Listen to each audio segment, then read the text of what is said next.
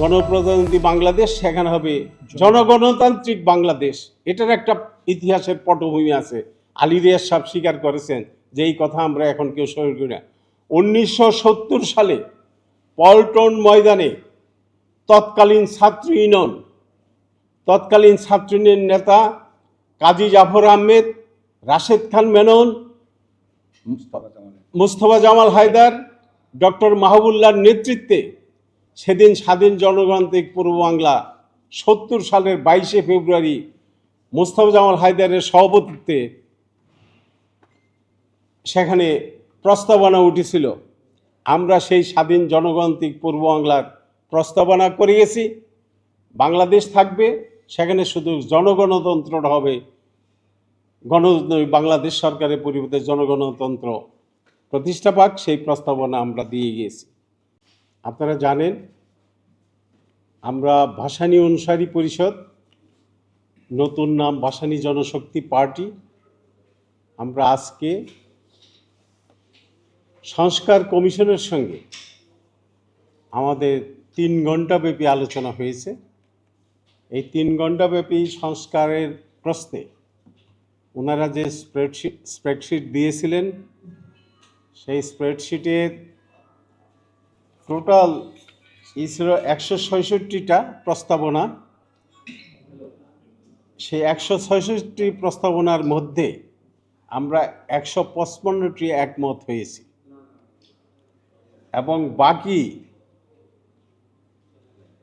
11টি প্রশ্নে আমরা কোনোটাতে আংশিক হয়েছি, কোনোটা আমরা বলেছি যে আমরা পার্টিতে আলোচনা করে সেটা আমরা জানাবো।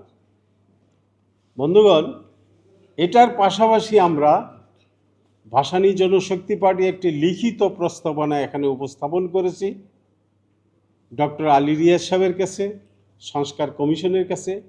সেটা আমি আপনাদের সামনে উপস্থাপন করছি। এটি একটি খুবই গুরুত্বপূর্ণ বিষয়।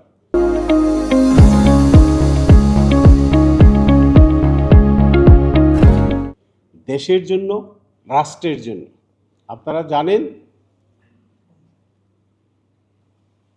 1971 সালের 26শে ডিসেম্বর থেকে 16ই ডিসেম্বর, 26শে মার্চ থেকে 16ই ডিসেম্বর পর্যন্ত এক রক্তক্ষয়ী লড়াইয়ের মধ্য দিয়ে আমরা এই বাংলাদেশটি অর্জন করেছিলাম এবং আমাদের এই অর্জিত বাংলাদেশ আমরা যারা মুক্তিযুদ্ধে অংশগ্রহণ করেছিলাম আমাদের হাতে সেটা আমরা রাখতে পারিনি। গত 54 বছর রক্তক্ষয়ী 54 বছর এই দেশটি যেভাবে চলেছে, যার জন্য বারবার আমাদেরকে রাজপথে লড়াই সংগ্রামে অবতীর্ণ হতে হয়েছে এবং পরিশেষে 2024 একটি আধিপত্যবাদী শক্তির এখানে ফ্যাসিস্ট একটি সরকার গঠিত হয়েছিল। নির্বাচন ছাড়া, মানুষের সমর্থনবিহীন, নির্বাচনবিহীন একটি সরকার প্রতিষ্ঠিত হয়েছিল গত 16টি বছর, যারা এই দেশটিকে লুটে পুটে খেয়েছে, লুটপাট করে অর্থ পাচার করেছে, মানুষ খুন করেছে।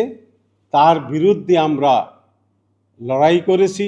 আমরা ভাসানী অনুসারী পরিষদ, ভাসানী জনশক্তি পার্টি, আমরা আমাদের নেতা জাফরুল্লাহ চৌধুরীর নেতৃত্বে আমরা গণতন্ত্র মঞ্চ প্রতিষ্ঠা করেছিলাম। যে গণতন্ত্র মঞ্চ একটি 6 দলীয় জোট, এটা সমন্বয়ক এখন আমি, শেখ রফিকুল ইসলাম বাবলু। আমরা রাজপথে সম্মুখ সারিতে থেকে লড়াই সংগ্রাম করে এই ফ্যাসিস্টের পতন ঘটিয়েছি বাংলাদেশে এবং সেই 5ই আগস্ট একটি নতুন বাংলাদেশের স্বপ্ন আমরা দেখতে পেয়েছি। এই স্বপ্নকে বাস্তবে রূপ দেওয়ার জন্যই আজকে আমরা এই সংস্কার কমিশনের কাছে এসেছি।